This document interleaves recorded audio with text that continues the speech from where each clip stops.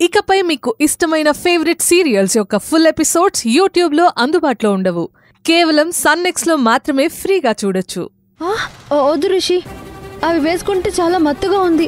పైగా పిచ్చి పిచ్చి కలలు కూడా వస్తున్నాయి. నోనో, నీకున్న హాలూజినేషన్ పోవాలంటే ఇవి రెగ్యులర్గా వేసుకోవాలి. నీకిస్తే నువ్వు వేసుకోవనే వీటిని నా దగ్గర పెట్టుకున్నాను. అవును, ఈ టాబ్లెట్స్ వేసుకున్న వెంటనే మత్తుగా ఉంటుంది. తర్వాత ఏమైంది నాకు తెలియడం లేదు. వీటిని రిషి కావాలనే తెచ్చుంటాడు. మేడం, వీటిని ఎవరు వాడుతున్నా సరే వెంటనే మానేయమని చెప్పండి. లేకపోతే చాలా డేంజర్. వీటిని కంటిన్యూ చేస్తే వారికి పిచ్చి పడుతుంది మేడం.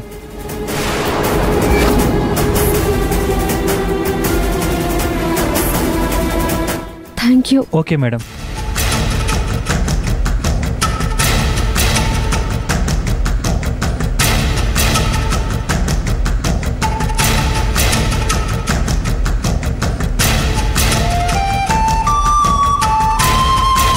డాక్టర్,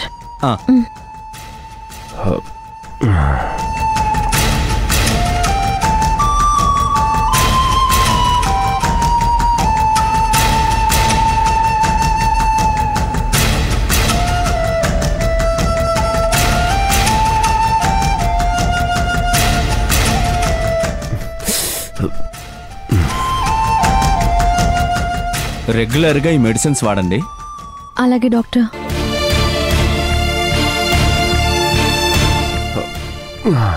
జాగ్రత్త జాగ్రత్త.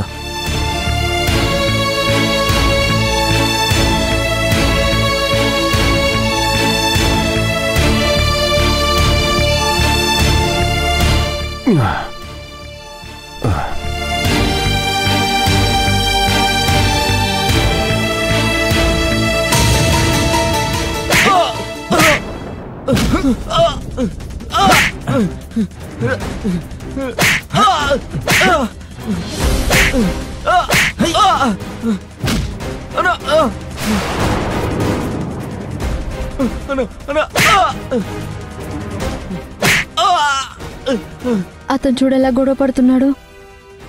వీడెవడో నాకంటే సాడిస్ట్లా ఉన్నాడు. పాపం, అతను ఎవరినో అన్యాయంగా కొడుతున్నాడు. వాళ్ళంతే శ్రవంతి, ప్రతిదానికి ఇలాగే గొడవ పడుతూ ఉంటారు. అందుకే అతనితో గొడవ పడొద్దని నిన్ను ఆపాను. వాడెవడో అమాయకుడు కాబట్టి తన్నులు తింటున్నాడు. అదే నేనైతే వాడు తాగింది దిగేదాకా కొట్టేవాణ్ణి. రిషి, ఇవన్నీ మనకెందుకు? పద వెళ్దాం.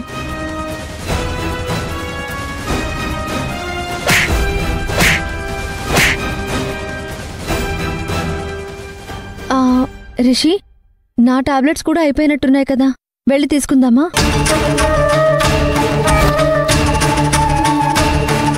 చెప్పు రిషి, వెళ్ళి టాబ్లెట్స్ తీసుకుందామా? ఇప్పుడు మెడికల్ షాప్ దగ్గరికి వెళ్తే అవి ఎలాంటి టాబ్లెట్స్ అనేది తెలిసిపోతుంది. టాపిక్ డైవర్ట్ చేసి ఇక్కడి నుంచి తీసుకెళ్ళాలి. ఇప్పుడు వద్దులే శ్రవంతి, తర్వాత నేను తీసుకొస్తాను. అదేంటి రిషి అలా అంటావు? నీ కాలు ఇలా ఉంటే నువ్వెక్కడికి వెళ్తావు?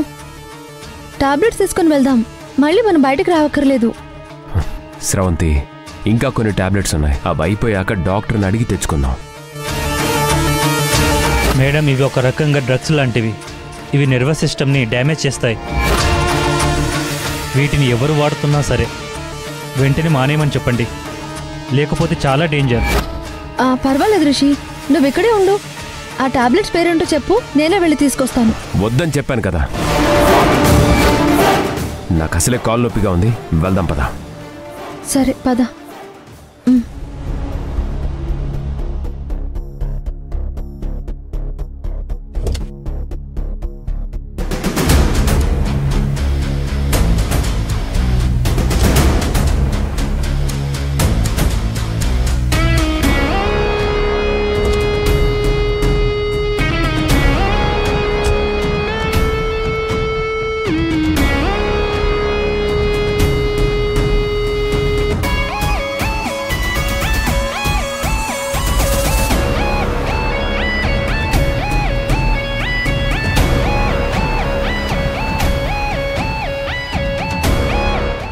మెడిసిన్ వాడితే మత్తుగా ఉంటుందని కంటిన్యూగా వాడితే పిచ్చెక్కిపోతుందని ఆ షాప్ అతను చెప్పాడు. అటువంటప్పుడు రిషి నాతో ఆ మెడిసిన్ ఎందుకు వాడిస్తున్నాడు? ఇదంతా తెలిసి చేస్తున్నాడా, తెలియక చేస్తున్నాడా?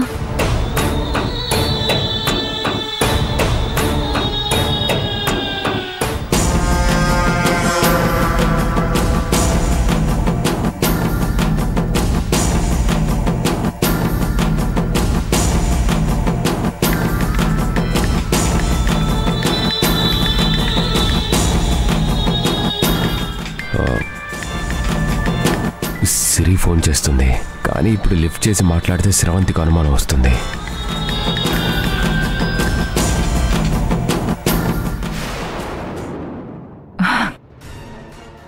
ఇదేంటిది?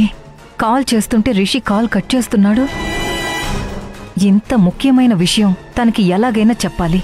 మళ్ళీ కాల్ చేస్తాను.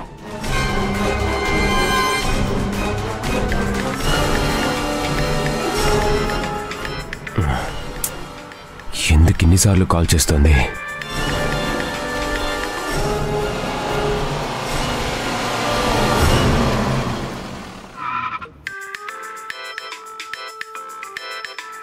రిషి, ఇక్కడెందుకు కారు ఆపావు? ఇప్పుడే వస్తాను స్రవంతి.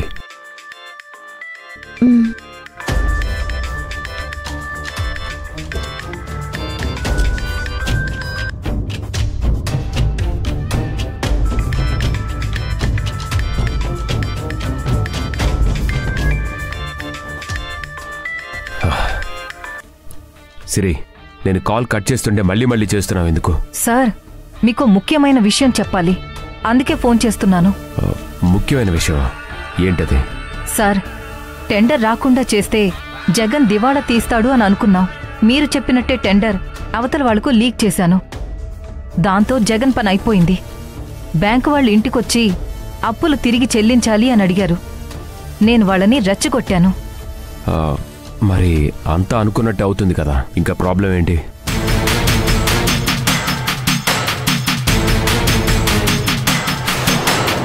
ఇక్కడే అసలు ట్విస్ట్ ఉంది సార్. స్రవంతి పేరిట కోట్ల విలువ చేసే పొలాలున్నాయి.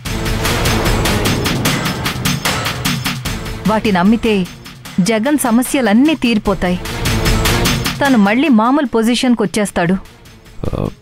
ఏంటి నువ్వు అనేది? అవును సార్, స్రవంతి పేరిట ఉన్న ఆస్తులు అమ్మితే జగన్ అప్పులన్నీ తీరిపోతాయి.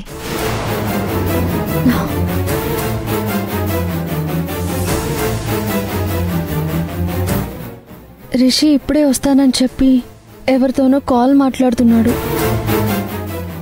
ఫోన్ కోసం అయితే కారులోనే మాట్లాడొచ్చు కదా, కార్ దిగి ఎందుకు వెళ్ళాడు? తన మాటలు నేను వినకూడదని అనుకుంటున్నాడా?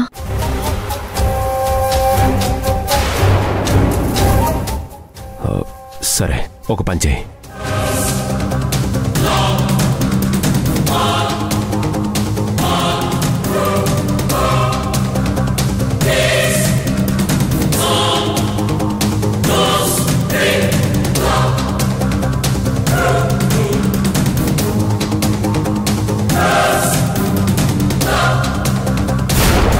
ఎలా ఉంది సిరి?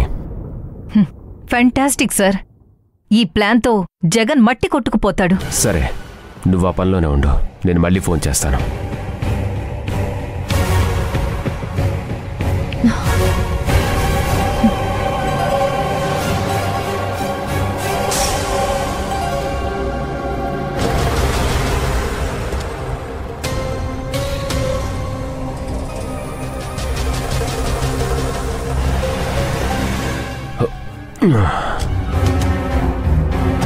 రిషి, ఎవరితో ఫోన్ మాట్లాడావు? ఫోన్ మాట్లాడడం ఏంటి స్రవంతి? నేనే ఫోన్ మాట్లాడలేదు.